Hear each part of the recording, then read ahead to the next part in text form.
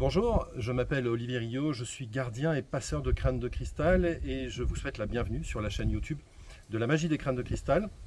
Et aujourd'hui, j'ai le plaisir de vous accompagner pour vous présenter la maison des crânes qui se trouve ici à Rulac-Saint-Cyr, dans l'Aveyron.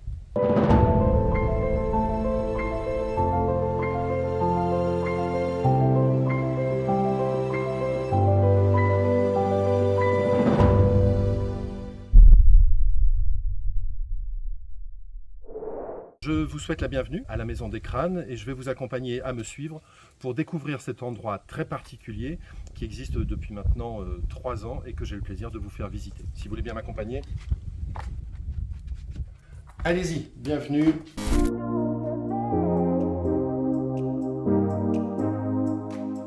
Donc ce lieu est véritablement un lieu qui a été voulu par les crânes, puisque lorsque je suis arrivé quelques années maintenant dans l'Aveyron, très rapidement, lorsque je suis arrivé, les crânes m'ont dit mais bientôt il y aura un lieu à nous. Et en fait, ce lieu est arrivé quelques mois plus tard, puisque un de mes voisins est venu me voir me disant Olivier, si tu veux, j'ai une grange. Et je peux te la donner pour que tu en fasses ce que tu veux. Et sur le coup, j'ai honnêtement pas compris ce qu'il voulait me dire. Et donc, dans un premier temps, j'ai un peu refusé sa proposition parce que je ne voyais pas du tout ce que j'allais pouvoir faire d'une grange. Il est revenu à la charge quelques mois plus tard en me disant écoute Olivier, vraiment j'ai une grange, est-ce que tu la veux pas pour toi Et comme je ne savais plus trop quoi lui répondre, et ben en fait je lui ai dit écoute montre-la moi et puis on verra bien. Et puis en arrivant ici, en fait il y avait une espèce de palissade qui servait de porte. Donc il faut s'imaginer que la maison ici, il y avait quasiment plus de toit, que le toit était complètement ajouré, que le plancher était complètement pourri, que limite on ne pouvait pas rentrer dans la maison. Et au moment en fait où je pousse cette palissade et que je rentre dans la maison, là j'entends les crânes me dire ça y est, on est chez nous. Et donc très rapidement j'achète cet endroit qui va être rapidement rénové pour devenir ce qu'il est devenu aujourd'hui, c'est-à-dire un lieu qui va vous permettre de rencontrer les crânes, mais qui va vous permettre aussi de participer à des stages et d'apprendre à communiquer avec eux ou avec les dragons. Vous allez retrouver sur la partie du fond tous les crânes contemporains qui sont disponibles à la vente et qui sont proposés à toutes les personnes qui à un moment se sentiraient appelées à devenir gardiennes ou gardiens de crâne. Chaque pièce est unique. Chaque pièce est taillée et sculptée artisanalement, à la main, par des sculpteurs qui se trouvent à différents endroits du monde et avec lesquels j'ai la chance de pouvoir travailler en direct. Ce qui est important de savoir, c'est que je ne travaille ni avec des grossistes, ni avec des fournisseurs, mais que je travaille directement avec des sculpteurs qui vont choisir des pierres en conscience pour moi et qui vont tailler et sculpter les crânes dans les différentes pierres qu'ils auront trouvées. Alors ce qu'il faut savoir, la particularité aussi de ces sculpteurs qui sont venus à moi, c'est que ça n'est pas moi qui les ai cherchés, ça n'est pas moi qui les ai trouvés, c'est toujours les crânes qui ont fait en sorte que ces sculpteurs-là viennent à moi. D'ailleurs, pour la petite anecdote, à chaque fois que j'ai essayé de choisir ou de chercher des sculpteurs différents qui ne m'avaient pas été amenés par les crânes eux-mêmes, eh bien ça s'est toujours mal passé. C'est-à-dire que vraiment, ce que les crânes m'ont appris, c'est que je dois m'en remettre totalement à eux et que c'est effectivement eux qui vont décider des sculpteurs avec lesquels ils ont envie de travailler. Et donc du coup aujourd'hui, j'ai la chance de travailler vraiment en confiance avec des sculpteurs qui vraiment travaillent pour moi avec la conscience des crânes et qui ont compris ce qu'est l'énergie des crânes de cristal et qui aujourd'hui taillent, fabriquent dans de très belles pierres des crânes de cristal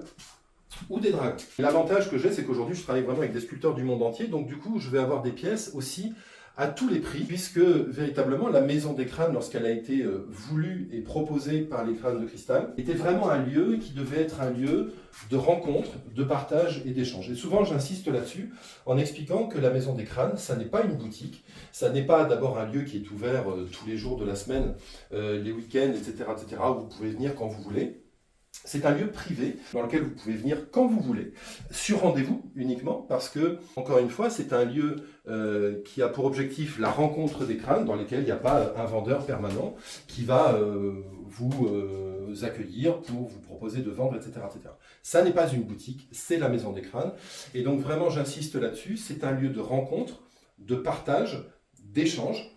C'est un lieu qui va vous permettre de venir expérimenter l'énergie des crânes et qui va vous permettre de faire l'expérience des crânes. Donc ça veut dire que lorsque vous venez ici, il n'y a évidemment aucune obligation d'achat, on n'est absolument pas là pour ça, on est là pour rencontrer l'énergie des crânes, pour faire leur connaissance. Ça veut dire que lorsque vous venez ici, vous pouvez venir passer 1 heure, 2 heures, 3 heures, simplement venir rencontrer les crânes, les toucher, méditer avec eux, sentir leur énergie, leur vibration, leur présence. Vous avez évidemment la possibilité d'en faire l'acquisition ici, mais ça n'est pas l'objectif premier. L'objectif premier, c'est vraiment de rencontrer les crânes, l'énergie des crânes et l'énergie des dragons. Donc, toute la partie du fond que l'on vient de vous montrer, c'est la partie des crânes contemporains. Je n'ai que des crânes contemporains disponibles pour les gens qui se sentiraient appelés à devenir gardien ou gardienne. Et puis après, il y a tous les crânes avec lesquels moi je travaille.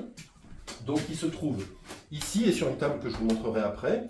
Donc sur cette partie-là, vous avez tous les crânes dont j'ai la chance d'être le gardien. Donc vous avez des crânes de différentes origines, puisque vous avez des crânes qui viennent du Mexique, vous avez des crânes qui viennent d'Inde, du Brésil, d'Inde également, et puis vous avez un certain nombre de crânes anciens.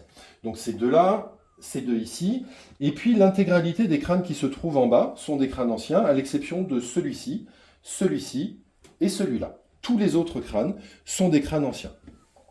Pour vous situer un petit peu l'âge de ces crânes, le plus récent des crânes anciens, c'est celui-ci, puisque c'est un crâne amérindien qui a été taillé et sculpté dans de la turquoise et qui a à peu près, on estime son âge à peu près 400 ou 500 ans. Donc le plus jeune des crânes anciens dont je suis le gardien, c'est celui-ci. Alors il faut savoir que j'ai eu la chance, il y a quelques années maintenant, 8-9 ans à peu près, de rencontrer un monsieur qui s'appelle John, qui est un anthropologue américain et qui, depuis 50 ans, a parcouru le monde à la recherche de crânes de cristal, qui est un passionné d'histoire, qui est un passionné d'anthropologie, qui est un passionné d'archéologie. Et donc, il a parcouru le monde depuis des années pour trouver des crânes de cristal. Et en fait, il y a quelques années, quand on s'est rencontrés, on a beaucoup partagé, beaucoup échangé, beaucoup discuté. Il m'a appris énormément de choses. Et puis un jour, il m'a dit, mais ça fait des années que je ne sais pas ce que mes crânes vont devenir après moi. Il m'a expliqué alors que notre rencontre lui avait permis de trouver celui dont il considérait qu'il allait pouvoir prendre la suite. Et donc c'est effectivement ce qui est arrivé. Et donc régulièrement, en fait, John m'a proposé des crânes anciens dont il sentait qu'ils avaient envie de venir avec moi, et ensuite c'était libre à moi de les accueillir ou pas.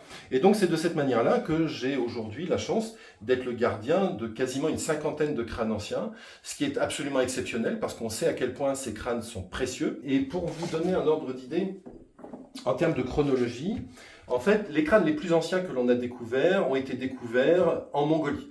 Les crânes mongols datent à peu près de 7-8 000 ans avant Jésus-Christ. Et en fait, il y a eu tout un mouvement de population, un mouvement migratoire qui a fait que les crânes qui étaient en Mongolie sont ensuite partis en Chine, au Tibet, en Inde, ont également traversé l'océan Pacifique pour aller en Amérique du Sud, puis en Amérique du Nord. Et donc, si vous suivez ce mouvement de population, vous avez également la datation. Donc, 7 à 8 000 ans avant Jésus-Christ pour les crânes mongols, environ 4 000 ans avant Jésus-Christ pour les crânes chinois et les crânes népalais, à partir de 2000 ans avant Jésus-Christ pour les crânes précolombiens, et puis les crânes amérindiens qui, eux, datent à partir du 14e, 15e siècle. Donc, en suivant ce parcours migratoire, vous suivez aussi l'histoire des crânes. Et en fait, les crânes, si vous vérifiez, si vous regardez un peu leur mouvement migratoire, vous allez vous rendre compte qu'en fait, ils accompagnent l'histoire de l'humanité depuis toujours, et en particulier en lien avec la philosophie chamanique. Le chamanisme, il est né il y a à peu près 8000 ans avant Jésus-Christ en Mongolie. Et en fait, le chamanisme est ensuite devenu le bouddhisme, et ensuite il s'est développé dans différentes philosophies. Mais la philosophie originelle de notre civilisation humaine, c'est le chamanisme. Et en fait, les crânes nous ramènent en permanence à cette philosophie chamanique. Et d'ailleurs, les crânes ont toujours été utilisés par les chamans dans des rituels de guérison, puisqu'en fait, les crânes permettent de partir à la rencontre de soi. C'est d'ailleurs pour ça qu'ils nous ressemblent autant. Quand vous regardez un crâne, c'est quand même le seul artefact qui nous ressemble, qui a des yeux, une bouche et un nez, et avec lequel on peut rentrer en communication. Donc, les crânes existent depuis l'aube des temps, probablement. En tout cas, ils sont directement en lien avec le chamanisme. Ils étaient utilisés de différentes manières. Ils étaient utilisés, comme je vous le disais, dans des rituels de guérison. Ils étaient aussi utilisés comme oracles pour pouvoir prédire l'avenir et comprendre ce qui se passait autour de nous. Ils étaient également utilisés comme reliquaires. C'est-à-dire que vous allez voir que beaucoup de crânes anciens sont des crânes creux, à l'intérieur desquels on pouvait également placer donc les cendres des personnes disparues pour pouvoir garder le lien et le contact avec eux. Et enfin, les crânes étaient aussi utilisés pour pouvoir connecter le monde de l'invisible, c'est-à-dire qu'en fait, lorsqu'on utilisait un crâne, il nous permettait de sortir de notre état d'être incarné avec toutes les limitations que le mental nous impose, pour rentrer véritablement dans une connexion avec le monde de l'invisible. Donc les crânes ont toujours été utilisés de cette manière-là. Et donc j'ai la chance d'avoir avec moi un certain nombre de crânes très anciens. Celui-ci, par exemple, il vient du Népal, alors très difficile à dater parce que personne ne connaît son origine, mais on sait qu'il vient de Katmandou, c'est-à-dire là où le Bouddha a eu l'illumination. On a également ce crâne-là, qui est un crâne précolombien, qui a été découvert dans une tribu amérindienne. Alors il faut savoir que les derniers grands gardiens de crânes dans le monde, ce sont les Amérindiens, puisque en fait les crânes sont passés d'une civilisation à l'autre, et que les derniers donc grands gardiens de crânes de cristal, ce sont les Amérindiens. Malheureusement, on connaît aussi leur situation économique, et on sait qu'ils sont extrêmement maltraités. Et donc, malheureusement, régulièrement, pour pouvoir subvenir à leurs besoins, ils acceptent de vendre des objets sacrés, y compris des crânes de cristal. Et c'est de cette manière-là donc John a pu en acquérir un certain nombre. Ils avaient également mandaté une expédition il y a une quarantaine d'années à peu près au Mexique, dans laquelle ils ont passé près de 3 mois, donc dans une cité qui n'avait jamais été explorée. Ils ont ramené des centaines d'artefacts, dont des crânes de cristal. Ce qu'il faut savoir, c'est que, bien évidemment, comme tout passeur de crâne, je suis extrêmement vigilant à l'origine de ces objets et que tous les objets que je vous présente aujourd'hui ont été expertisés par Drouot, par Sotheby's et par les grands experts français, par un certain nombre de musées en France et que j'ai aujourd'hui la garantie et la certitude que ces crânes sont véritablement des crânes anciens. Pour vous donner un autre exemple, un petit crâne comme celui-ci qui est un crâne Hongshan, qui est un crâne donc chinois qui date à peu près de 4000 ans avant Jésus-Christ. Celui-ci également. Ici, on a un tout petit crâne maya. Voilà. Et puis, je vais vous parler d'un crâne particulier, qui est donc ce crâne-là, qui lui est un crâne totalement contemporain, puisqu'en fait, c'est un crâne chinois qui est ce qu'on appelle dans du quartz lemon, c'est-à-dire, en réalité, c'est un verre soufflé, teinté, chauffé artificiellement. Et en fait, ce crâne-là est un crâne que vous avez probablement déjà vu si vous avez suivi certaines de mes conférences, puisque, en fait, c'est celui que je considère comme étant mon crâne maître. En fait, ce crâne, lorsqu'il est arrivé avec moi, je ne vais pas vous reprendre toute l'histoire, vous verrez, il y a d'autres vidéos dans lesquelles je raconte ce qui s'est passé avec lui. Mais au départ, lorsque ce crâne s'est présenté à moi, je n'en voulais pas. Et puis c'est vraiment au bout de 15 jours, j'ai décidé de faire une méditation avec lui pour voir un petit peu de quoi est-ce qu'il allait me parler. Et en fait, j'ai fait une des plus incroyables méditations de ma vie. Et ce jour-là, j'ai compris que quelque chose venait de se passer pour moi avec les crânes de cristal. Et donc, depuis ce jour-là, évidemment, ce crâne ne me quitte plus, puisque c'est vraiment le crâne qui m'a permis... Souvent, je donne cet exemple-là, je dis c'est un peu comme une clé USB qu'on m'aurait mis dans le cerveau pour reprogrammer et me reparamétrer complètement. Sur le moment, je ne l'ai pas compris, j'ai juste compris que énergétiquement, il se passait quelque chose de complètement dingue, complètement fou, que je ne comprenais pas, mais qui en tout cas s'était produit. Et donc ce crâne, aujourd'hui, c'est le crâne qui m'accompagne depuis plusieurs années, et c'est avec lui véritablement que tout a commencé, et que cette connexion particulière que je peux avoir avec les crânes a démarré. Et donc évidemment, lorsque vous venez ici, vous aurez également tout loisir de le toucher, de le tenir, de prendre du temps avec lui, de méditer avec lui. Évidemment, il n'y a aucun souci. Et puis ensuite, on va passer ici au milieu. Donc, je vous invite maintenant à découvrir ce point central de la Maison des Crânes, qui est une table particulière sur laquelle ne sont regroupés que des crânes anciens. Donc, vous avez ici au milieu 4 crânes, qui sont 4 crânes en quartz de silice, et qui sont les 4 crânes qui véritablement m'ont confié la mission d'être passeur de crâne. Alors souvent, on me pose la question de qu'est-ce que c'est un passeur de crâne? Un passeur de crâne, c'est quelqu'un qui va permettre de mettre en relation les crânes de cristal avec les gens qui vont venir les découvrir. Passeur de crâne, ça n'est pas vendeur de crâne, et j'insiste beaucoup là-dessus, parce que un passeur de crâne, c'est quelqu'un qui, oui, effectivement, va permettre à des gens qui le souhaiteraient de devenir gardienne ou gardien, mais c'est aussi quelqu'un qui est capable de connecter l'énergie des crânes pour expliquer leur philosophie, qui ils sont. C'est également quelqu'un qui est capable à un moment de connecter l'énergie des crânes pour la partager, c'est-à-dire c'est quelqu'un qui est capable de canaliser. C'est quelqu'un qui est aussi capable d'aller chercher les informations dans le monde de l'invisible, et qui véritablement va faire un peu comme un chaman, même si évidemment le fait d'être passeur de crâne ne vous définit pas comme étant un chaman, mais par contre le rôle du passeur de crâne c'est aussi d'aller connecter les informations dans le monde de l'invisible pour les ramener et véritablement faire le lien. Et lorsque ces 4 crânes sont arrivés avec moi, en fait ils sont arrivés en me disant on accepte de rester avec toi à une condition, c'est que tu te mettes au service et que tu permettes à un maximum de gens de venir à notre rencontre. Et donc c'est à ce moment-là que je leur ai demandé comment est-ce que je devais faire.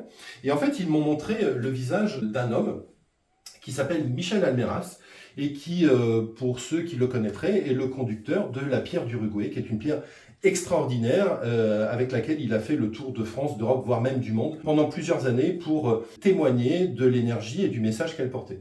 Et Michel a toujours exercé cette mission gratuitement. Et donc, lorsque les crânes sont arrivés, ils m'ont demandé de faire la même chose, c'est-à-dire qu'ils m'ont tout de suite expliqué que je ne devais pas avoir d'implication financière avec eux. Pour une raison qui est toute simple, et j'ai l'occasion de l'expliquer dans beaucoup de vidéos que je fais, c'est que l'énergie des crânes, c'est une énergie d'amour. Et que ce qui caractérise l'énergie de l'amour, c'est la liberté, la responsabilité et la joie. Et donc, lorsque vous venez à la rencontre des crânes, il est absolument fondamental que vous ayez la liberté de sentir la connexion que vous allez établir avec eux, de sentir le lien d'amour que vous allez avoir avec eux. À partir du moment où je n'ai pas d'implication financière dans la rencontre que vous allez faire avec les crânes, ça veut dire que je vous laisse totalement libre d'accepter ou non, d'accueillir ou non la rencontre que vous allez faire avec eux. Et comme je n'ai pas de facture, comme je n'ai pas à payer mes factures à la fin du mois avec les ventes des crânes que je peux faire, eh bien ça me laisse cette totale liberté de vous laisser tranquille et seul responsable de la manière dont vous allez rencontrer les crânes. Et donc tout de suite, les crânes m'ont expliqué que c'était fondamental. D'ailleurs, ça reprend un des grands principes philosophiques du chamanisme, c'est que le chaman a évidemment le droit de vivre et de gagner sa vie. Mais par contre, il n'est pas là pour faire fortune. Eh bien, c'est exactement cette philosophie qui est portée par l'association à la magie des crânes de cristal, puisque donc, lorsque ces 4 crânes sont arrivés, j'ai créé l'association à leur demande, qui s'appelle la magie des crânes de cristal, et qui donc, comme toute association, n'a pas de but lucratif, mais a véritablement un but associatif, sans aucune notion de plus-value financière ou sans notion lucrative. Et donc, lorsque vous venez ici, vous savez que vous allez trouver des crânes à leur juste prix, et que vous repartiez avec un crâne ou pas, pour moi, ça ne change rien. Et donc ça, c'est une vraie liberté, et c'est une véritable force qui est portée par l'association de la magie des crânes de cristal. Et donc, ces 4 crânes sont véritablement les 4 crânes qui m'ont confié cette mission, et qui se sont présentés à moi comme étant les 4 crânes Atlantes. Et ils ont été tous les 4 découverts, donc au Mexique, il y a une quarantaine d'années, par John, au cours de cette fameuse expédition qui a duré plus de 3 mois. Et ensuite, vous avez tout autour de la table 14 petits crânes en jade rouge qui ont été découverts au même endroit et dont vous pouvez observer qu'ils sont creux, ici, en tout cas qu'ils sont percés, puisqu'en fait, ces crânes servaient de collier pour un chaman qui, en fait, l'utilisait pendant les rituels de guérison et les rituels chamaniques. Et enfin, vous avez ici 4 crânes verts. Donc ces 4 crânes verts sont les crânes les plus anciens que l'on trouve à la Maison des Crânes, puisque ce sont 4 crânes mongols qui ont la particularité d'avoir appartenu pendant des années à une vieille famille mexicaine qui avait souvenir de les avoir avec elle depuis très longtemps. Alors après, on sait que dans les familles, le principe de les avoir depuis très longtemps, c'est compliqué. Moi, quand je me souviens de ce qui s'est passé chez mon arrière-grand-mère, voilà, mes arrière-grands-parents, c'est-à-dire on va remonter à peu près une centaine d'années, mais bien plus loin. Comment est-ce que ces crânes sont passés de la Mongolie, c'est-à-dire à peu près 8000 ans avant Jésus-Christ, au Mexique et ici? Eh bien, ça reste un grand mystère. J'ai oublié de vous préciser que les 4 crânes Atlantes et les 14 petits qui sont autour, donc découverts dans une cité mexicaine, sont probablement des crânes Olmec, c'est-à-dire qu'ils datent à peu près de 2000 ans avant Jésus-Christ. Donc les 4 crânes verts en jade vert sont 4 crânes mongols qui se sont présentés à moi comme étant les messagers, les bâtisseurs du Nouveau Monde. Et c'est donc extrêmement intéressant de se dire que ces 4 crânes qui sont les plus anciens sont porteurs des origines de la philosophie chamanique dans notre histoire, et qu'en même temps ils arrivent aujourd'hui à la Maison des Crânes en se présentant à nous comme étant les bâtisseurs du Nouveau Monde, comme si une boucle était bouclée et qu'un nouveau cycle allait démarrer. Et on ne se cachera pas que depuis 3 ans, effectivement, se passe un certain nombre de choses qui nous montrent bien que tout est en train de bouger. Et donc c'est très intéressant, je trouve, d'avoir ces 4 crânes-là qui bouclent une boucle et qui vont nous permettre d'en démarrer une nouvelle. Donc voilà pour tout ce qui se passe ici au rez-de-chaussée de la Maison des Crânes. Et je vais maintenant vous accompagner et vous inviter à me suivre à l'étage, qui est un lieu particulier, puisque c'est là où se font les stages. C'est aussi un lieu où vous avez la possibilité de monter à l'étage. Lorsque vous venez ici, si à un moment vous avez besoin de vous poser, vous avez besoin de méditer avec un crâne, vous avez besoin de prendre un temps avec eux, eh bien vous avez à votre disposition cet étage qui va vous permettre de prendre un temps un peu isolé, un peu à l'écart, et de sentir véritablement l'énergie des crânes. Et vous allez voir, c'est aussi un lieu particulier. Alors, tout le monde n'y monte pas forcément. Systématiquement, les gens sont invités à le faire, mais tout le monde n'y va pas parce qu'il y a aussi une autre énergie à cet étage-là, et avec d'autres crânes que je vais avoir le plaisir de vous présenter. Je vous invite à me suivre.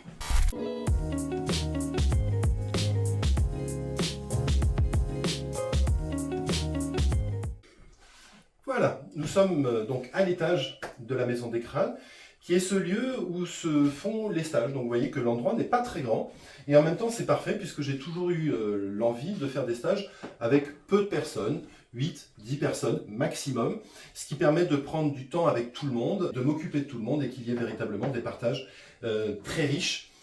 Et des partages où chacun puisse s'exprimer, où je puisse m'occuper de tout le monde, où je puisse accueillir tout ce que tout le monde va vivre pendant la durée de ces stages. Donc vous avez un premier endroit qui est ici, qui est en face de vous, sur lequel se trouvent donc 8 crânes, qui ont la particularité d'être tous en couple. Donc vous avez des crânes anciens, vous avez des crânes contemporains. Donc vous avez un premier duo de couple ici, qui sont donc des crânes qui ont été taillés et sculptés en Égypte, donc qui sont contemporains, mais qui ont été taillés et sculptés dans des pierres récupérées dans des lieux sacrés. J'aurai peut-être l'occasion de refaire une vidéo pour expliquer un petit peu mieux tout ça. Ils sont porteurs des énergies d'Isis et d'Osiris. Ensuite, vous avez ici deux crânes anciens, qui sont deux crânes anciens, donc là très difficile à dater. Avec certitude, ils datent d'avant le XVIe siècle, et surtout ils ont une particularité, c'est qu'ils ont tous les deux une mâchoire détachable, ce qui est extrêmement rare. Ça fait donc d'eux des pièces absolument exceptionnelles. Donc vous avez deux crânes qui sont porteurs des énergies de l'empereur et de l'impératrice. Donc tous les deux sont avec moi depuis maintenant quelques années, et ce sont ces deux crânes-là qui m'ont transmis les enseignements que je partage avec vous lorsque vous venez faire des stages à la Maison des Crânes. Ensuite vous avez deux crânes ici, qui sont également en couple, avec ici les énergies de Marie-Madeleine, et ici les énergies de Sananda Kumara. Et enfin les deux derniers, qui sont deux crânes qui, eux, alors j'ai oublié de vous préciser que ces deux-là sont contemporains, ils viennent d'Inde et de Madagascar. Et ces deux crânes ici, qui eux sont très particuliers, puisqu'en fait ce sont des crânes qui ont été découverts au Népal. Alors ils sont très probablement contemporains, mais on ne sait pas exactement qui les a taillés et sculptés. On sait que ces crânes-là peuvent dater jusqu'au 19e siècle à peu près. Celui-ci est porteur des énergies féminines, et celui qui est en face est porteur des énergies masculines. Et ces deux crânes très particuliers qui ont véritablement des têtes extraterrestres se sont présentés à moi comme étant les extra-lucides. Et le tout gardé au centre par une dragonne en lapis-lazuli, qui veille et connecte aussi aux énergies sacrées. Et enfin, vous avez en face de vous un autel dans lequel on retrouve un certain nombre de symboliques extrêmement particulières et qui me tiennent à cœur. Donc on va retrouver des symboliques bouddhistes avec le Bouddha, avec Shiva et Shakti, avec Tara Blanche. On retrouve également le Christ et Marie-Madeleine, évidemment. Et puis on va retrouver trois crânes particuliers. Donc de chaque côté ici, d'authentiques crânes Hongshan, qui datent à peu près de 4000 ans avant Jésus-Christ.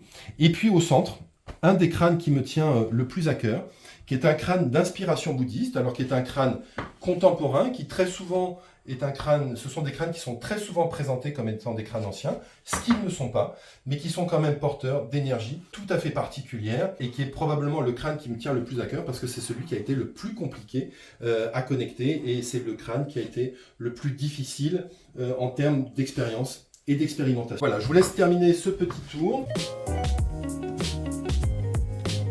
J'ai été ravi de partager ce moment avec vous. J'ai été ravi de pouvoir vous présenter la Maison des Crânes. Je sais que beaucoup aimeraient pouvoir venir, mais n'ont pas forcément la possibilité parce que je suis un petit peu loin.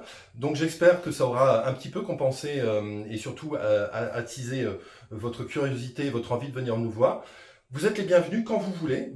N'hésitez pas à prendre rendez-vous si vous avez l'occasion de passer. Donc moi je suis entre Rodez et Albi, dans l'Aveyron, dans un petit village qui s'appelle Rulac-Saint-Cyr. Je vous accueillerai sur rendez-vous quand vous le souhaitez. Ça peut être la semaine, ça peut être le week-end. Donc surtout n'hésitez pas à m'envoyer un mail ou à m'appeler pour prendre rendez-vous. Je vous accueillerai avec grand plaisir pour que vous puissiez venir découvrir la Maison des Crânes. Et puis si cette vidéo vous a plu, je vous invite évidemment à vous abonner, à activer les notifications, et de manière à ce que vous soyez tenus informés des prochaines vidéos qui sortiront sur la magie des crânes de cristal. Je vous remercie, passez une très belle fin de journée et je vous dis à très bientôt. Au revoir.